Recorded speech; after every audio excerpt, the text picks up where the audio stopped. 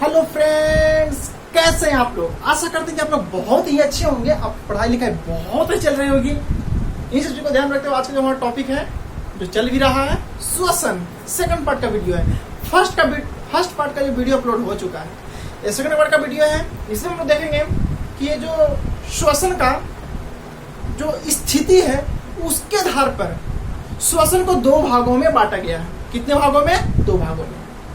पहला भाग वायवीय श्वसन, दूसरा भाग अवायवीय श्वसन।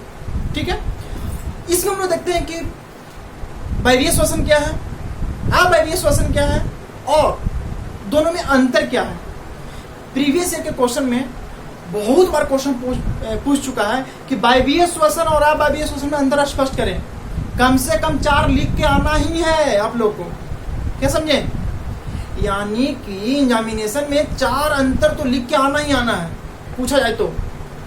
ठीक है, तो सबसे पहले देखते हैं कि वायवीय श्वसन क्या है, जिसको हम लोग बोलते हैं इंग्लिश में एनाक्रोबिक। कैसे बोलेंगे? एनाक्रोबिक रिस्पायरेशन। एनाक्रोबिक रिस्पायरेशन जिसको हम लोग बोलते हैं अवायवीय श्वसन। कैसे बोलते हैं? अवायवीय श्वसन, एनाक्रोबिक। और वायवीय श्वसन जिसको बोलते हैं aerobic. Aerobic respiration, aerobic respiration वायवीय श्वसन, एरोबिक रिस्पायरेशन वायवीय श्वसन। और कैसे बोलेंगे? एनाक्रोबिक। एनाक्रोबिक रिस्पायरेशन जिसको बोलते हैं अवायवीय श्वसन। देखिए ध्यान से इसको अच्छे से पढ़ते हैं। सबसे पहले देखते हैं हम लोग कि अवायवीय श्वसन क्या है।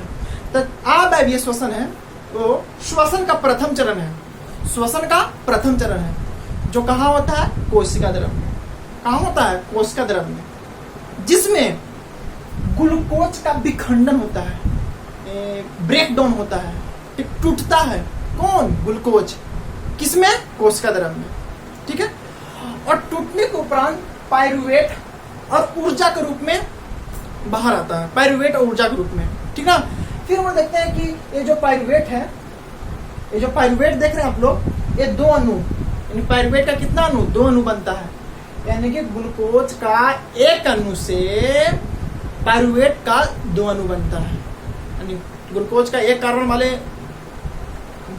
एक कार्बन से पायरुवेट का 2 अणु बनता है। ठीक है, कहाँ होता है? कोशिका द्रव में। चूंकि इसमें कम मात्रा में ऑक्सीजन की आवश्यकता होती है, क्योंकि ये तो ऑक्सीजन की अनुपस्थिति में होता है। अवायवीय श्वसन का डिफिनेशन क्या है? अवायवीय श्वसन वह है जिसमें ऑक्सीजन की अनुपस्थिति हो। तो चूंकि ये अनुपस्थिति में, किसके अनुपस्थिति में? ऑक्सीजन की अनुपस्थिति में होता है, तो इसमें जो ऊर्जा की प्राप्ति होगी वो आंशिक रूप से ही प्राप्ति होगी, पूर्ण रूप से ऊर्जा की प्राप्ति नहीं होगी। तो पूर्ण रूप से जो ऊर्जा की प्राप्ति होती है वो आगे के कंडीशन में होता है। आगे के 3 तरह के कंडीशन बनता है। पहला कंडीशन है ऑक्सीजन की अनुपस्थिति में, दूसरा कंडीशन बन जाता है कि ऑक्सीजन की उपस्थिति में, और तीसरा कंडीशन बनता है ऑक्सीजन के अभाव में। क्या समझे आप? ठीक है, आगे बढ़े। आप देखते हैं कि 3 कंडीशन बारी बारी से अच्छे से इसको हम लोग पढ़ते हैं। तो सबसे पहले ऑक्सीजन की अनुपस्थिति में, तो ऑक्सीजन की अनुपस्थिति में कहाँ होता है? चूंकि ईस्ट में होता है। कहाँ होता है? ईस्ट में। बनता क्या है? इथेनॉल और कार्बन डाइऑक्साइड। क्या बनता है? इथेनॉल और कार्बन डाइऑक्साइड। फिर हम देखते हैं कि ऑक्सीजन की उपस्थिति में क्या बनता है? तो कार्बन डाइऑक्साइड और जल और साथ ही साथ ऊर्जा बनता है। यहाँ पर तो कोशिका द्रव के माइटोकॉन्ड्रिया में। ठीक है, फिर नेक्स्ट कंडीशन बनता है, वो कंडीशन क्या है? पेशी। यानी ऑक्सीजन की जो अभाव में पेशी उत्तक में, जो पेशी उत्तक में वहां पर बनता है लैक्टिक एसिड। क्या बनता है? लैक्टिक अम्ल या लैक्टिक एसिड। ठीक है, क्योंकि हम लोग तेज दौड़ते हैं, जब दौड़ते हैं तो हम लोग बहुत थकान होता है। थकान के बाद क्या होता है? पैर हाथ में दर्द होने लगता है। तो चूंकि यही दौड़ने के क्रम में लैक्टिक एसिड जो कि ऑक्सीजन के अभाव में जमा हो गया, जहां तहां जोड़ों में जहां तहां जमा हो गया। जब हम तेज से दौड़े तो क्या होता है कि ऑक्सीजन का अभाव हुआ, ऑक्सीजन की कमी महसूस हुई हमारे बॉडी में। तो कमी जहां जहां महसूस हुई वहां पर लैक्टिक एसिड का जमा हो जाता है। वही लैक्टिक एसिड हमारे जोड़ों में दर्द के रूप में सामने आता है। ठीक है, और एक चीज और आपको बताते हैं कि ऑक्सीजन की अनुपस्थिति में जो इथेनॉल और कार्बन डाइऑक्साइड बनता है, इसी को हम लोग बोलते हैं किण्डवन प्रक्रिया। कैसे बोलते हैं? किण्डवन क्रिया। ठीक है, अब देखते हैं कि वायवीय श्वसन क्या है। क्या वायवीय श्वसन क्या है? तो वायवीय श्वसन नाम से स्पष्ट है, ऑक्सीजन की उपस्थिति में होगा। अवायवीय में ऊर्जा की प्राप्ति आंशिक रूप से हो रही थी, इसमें पूर्ण रूप से होगा। कहां पर होगा? तो माइटोकॉन्ड्रियम, जो कि हम अभी जस्ट देखें, ऑक्सीजन की उपस्थिति में क्या बनेगा? कार्बन डाइऑक्साइड, जल और साथ साथ ऊर्जा, जो कि एटीपी के रूप में रहेगा।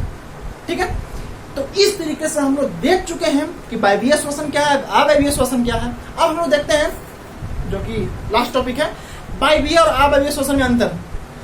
और यदि आप लोग लेकर ध्यान से सुनेंगे, अच्छे से इसको समझे होंगे, तो आराम से दोनों में अंतर स्पष्ट कर देंगे। बोलिए आप लोग, पहला अंतर क्या हो सकता है?